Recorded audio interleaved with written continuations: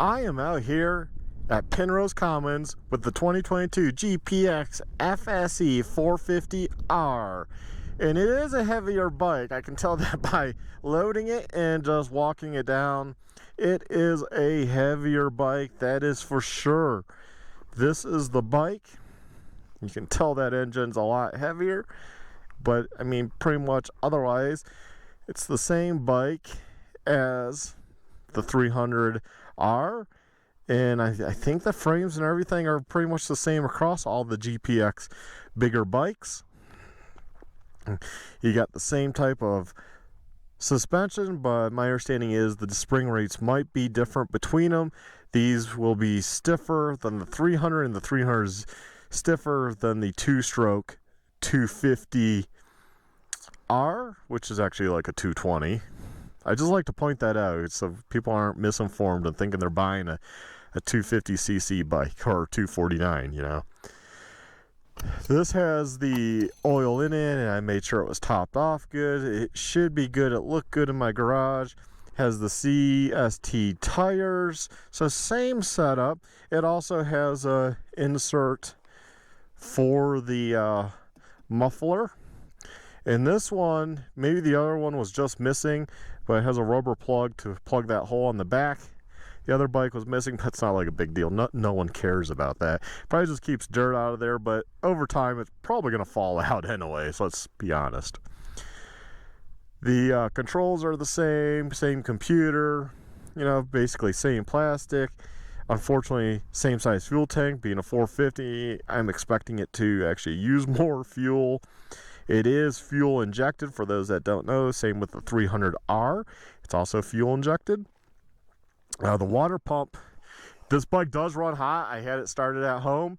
Just, you know, obviously make sure it runs and all that. And I put in coolant, made sure that was all good to go.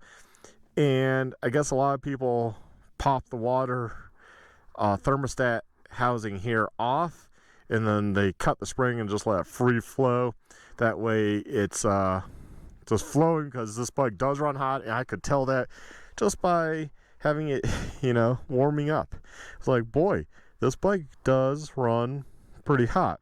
Now you're probably wondering the engine brand of the 300 and the 300 or the 450R. It's a Zongshin or something like that engine. It's their own design, so you get their own oil filter. You'll have seen my oil filter change video for the 300R. It's going to be the same for this bike. You got your oil filter, you got a screen on the other side.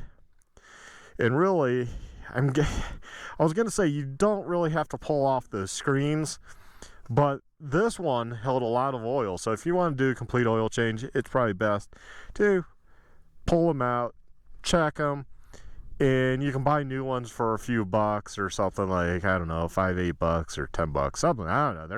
They're not much, and you don't need, you know, to replace them all the time, but you could have some on hand. Just if one's ever funky, you could go ahead and put a new one in. So it has the filter plus 2 screens that everything's going through, which is pretty amazing. That's pretty dang good filtering.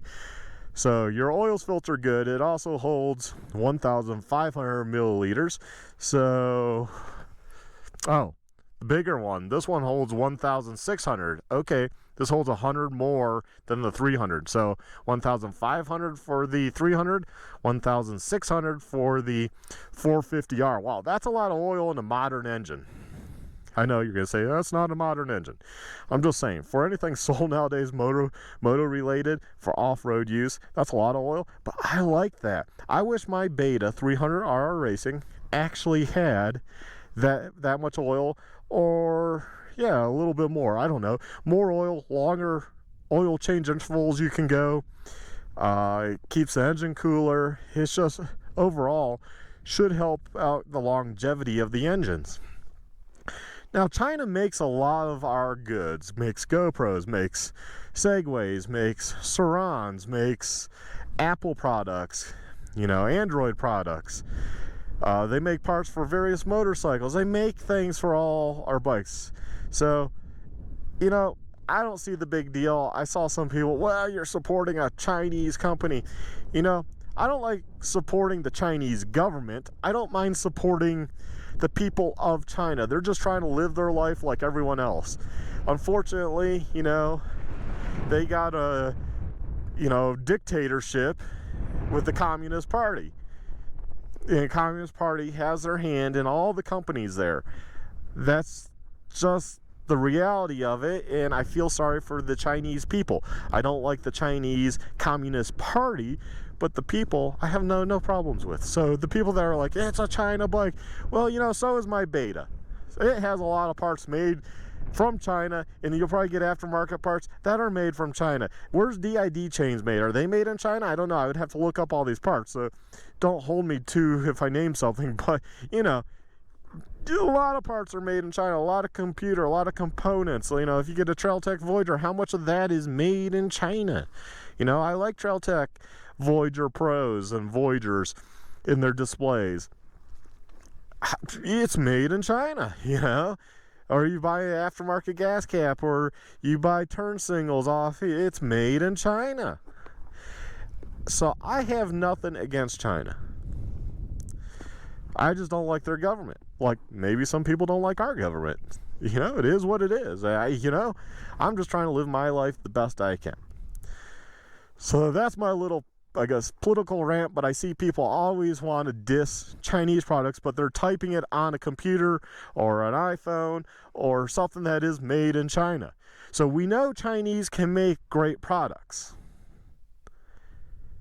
We also know they do some unethical things with certain industries, like the Uyghurs making products. We know that. I don't like to see that happen. I don't want that to happen. But at the same time, I don't know if any of this was, you know, made by those individuals. But overall, in China, you have a lower cost of living, so you're going to have cheaper labor cost.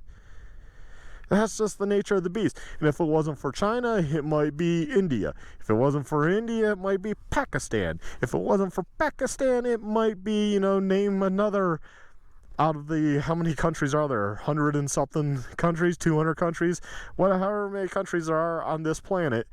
There's going to be somebody that can be trained to provide cheaper labor. It's just the sad reality of it, you know.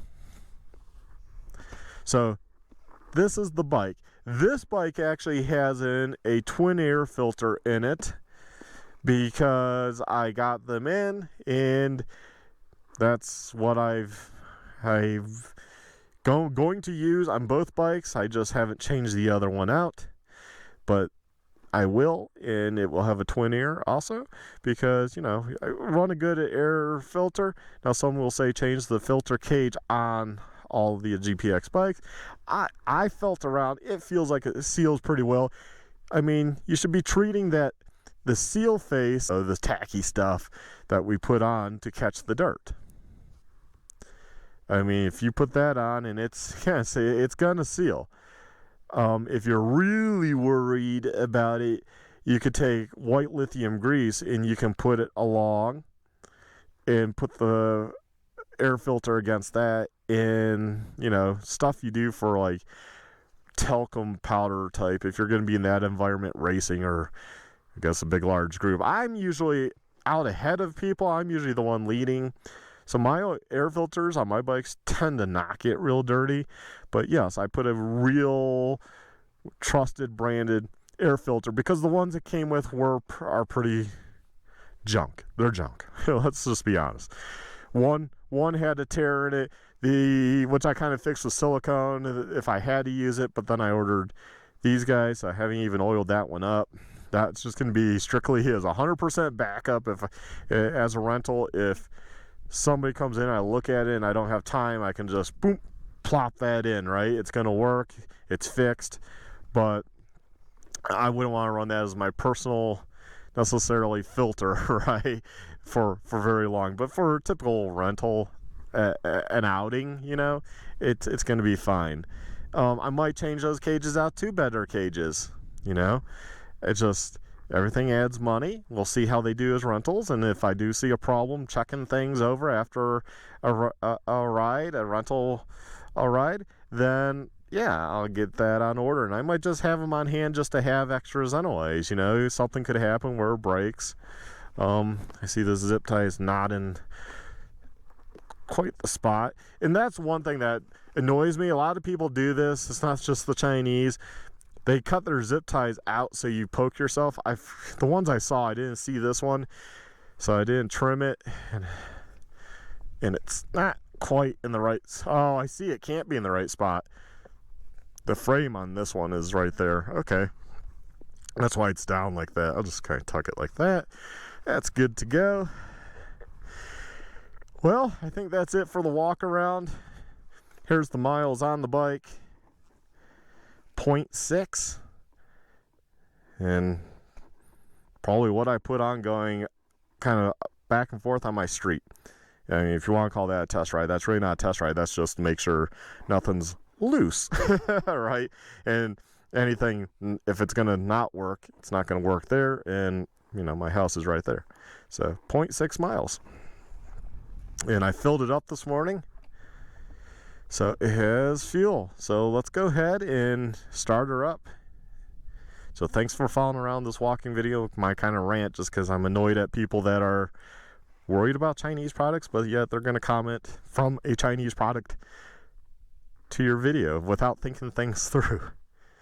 If you want to have a constructive argument, let's do that and post a good argument. Okay? So you all take care, stay well, stay safe, my friends, and get out there and ride. And more importantly, check out A&M Moto Toys.